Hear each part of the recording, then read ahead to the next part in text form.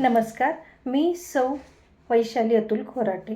आज आपल्याला मेडिएशन म्हणजे काय याबद्दल मी थोडक्यात सांगणार आहे।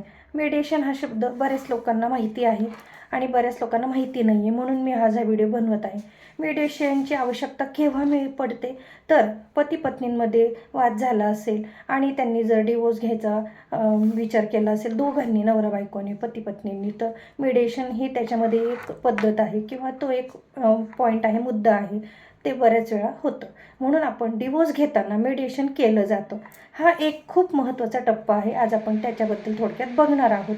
आजकाल घटस्फोटाचे प्रमाण खूप मोठ्या संख्येने वाढत आहेत। कोर्ट थेट निर्णय देण्याची आधी कोर्ट आधी निर्णय घेण्याच्या आधी एक महत्त्वाचा टप्पा म्हणून दोन्ही लोकांपुढे हा मेडिएशनचा मुद्दा मांडत असतात, नवरा बायकोच्या समोर ठेवत असते, तो म्हणजे मेडिएशन।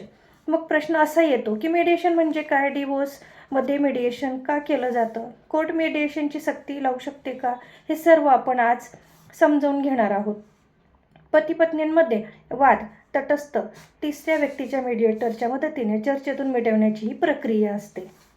मेडिएशनमध्ये कोर्टाचा दबाव नसतो, निर्णय लादला जात नाही, दोन्ही बाजूंच्या सहमतीने तोडगा काढला जातो।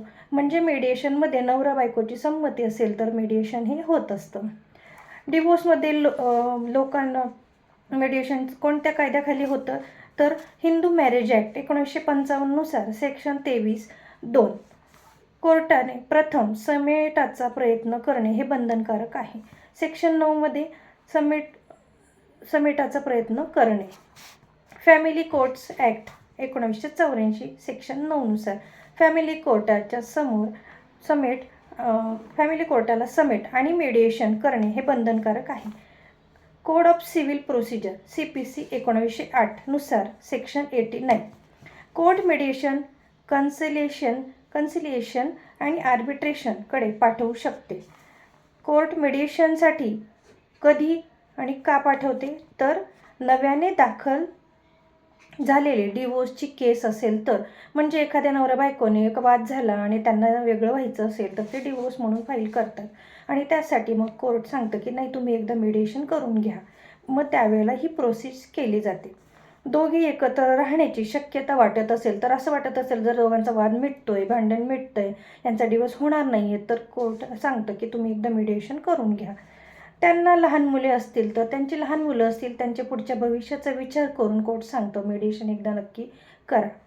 गंभीर हिंसा नसल्यास, म्हणजे खूप गंभीर काही त्याच्यामध्ये वाद झालेला नसेल, त्यावेळेला देखील मेडिएशन हे केलं जातं। कोर्टाचा हेतू हा कुटुंब वाचवणे असतो आणि मानसिक आणि आर्थिक त्रास कमी करणे देखील असतो। डिवोर्स मेडिएशन कसे होते? कोर्ट मेडिएशन सेंटरकडे केस पाठवते। मेडिएटर दोन्ही पक्षकारांना बोलवते, म्हणजे नवरा बायको दोघांना, पती पत्नी दोघांना बोलवले जाते। वेगवेगळ्या संयुक्त बैठका होतात, म्हणजे एकाला आधी नंतर दुसऱ्या व्यक्तीला असं बोलवलं जातं आणि दोघांचं म्हणणं ऐकलं जातं। त्यात चर्चा केली जाते, काय झालंय काय नाही, सगळं डिटेल हे विचारलं जातं। खालील मुद्द्यांवरही चर्चा होते: घटस्फोटाबद्दल किंवा पोटगीबद्दल, तसेच मुलांचा ताबा कोणाकडे राहील याबद्दल, त्यावर स्थावर मालमत्ता आहे, तुमची जंगम मालमत्ता आहे, यावर देखील चर्चा केली जाते। सहमती झाली तर सेटलमेंट ॲग्रीमेंट तयार होतं। हा करार कोर्टात सादर केला जातो। मेडिएशन यशस्वी झाले तर काय होते? कोर्ट कॉम्प्रोमाइज डिक्री देतं, म्युच्युअल कन्सर्ट डिवोर्स सहज मिळतो, वेळ, पैसा आणि तणाव या सर्वच गोष्टी वाचतात। मेडिएशन जर दोघांना मान्य नसेल तर काय? केस पुन्हा कोर्टात चालू होते, कोणतीही बाजू दोषी धरली जात नाही। मेडिएशनमधील चर्चा कोर्टात वापरता येत नाही। मेडिएशन ही गोपनीय, कॉन्फिडेन्शियल प्रक्रिया चर्चा असते। मेडिएशनचे फायदे तुम्हाला आणि मर्यादा काय आहेत ते बघूया। फायदे म्हणजे गोपनीय राहते चर्चा, सर्व दोघांमध्ये जी काही सेपरेट तुम्ही बोलले आहात ते सगळं गोपनीय राहतं। कमी खर्चामध्ये हे होत असतं, नंतर जलद निर्णय होत असतात, म्हणजे त्याचा रिझल्ट लवकर लागतो। दोघांमधील संबंध कमी खराब होतात, बिघडतात, म्हणजे एकमेकांबद्दल वाईटपणा हा कमी होत असतो। त्याच्या मर्यादा काय आहेत तर जबरदस्ती यात चालत नाही, घरगुती हिंसा असल्यास योग्य नाही। डिवोर्समध्ये मेडिएशन करणे म्हणजे कमकुवतपणा नाही, तर ते समंजस आणि कायदेशीर मार्ग आहे। भांडण न होता तोडगा काढणे हा एक मार्ग आहे. हा कोर्टाचा चांगला उद्देश असतो. म्हणून मेडिएशन हे डिवोर्समध्ये खूप महत्त्वाचं मानलं जातं, ते केलं जातं. आपल्याला मेडिएशनबद्दल ही माहिती कशी वाटली नक्की सांगा आणि सबस्क्राईब करा. धन्यवाद.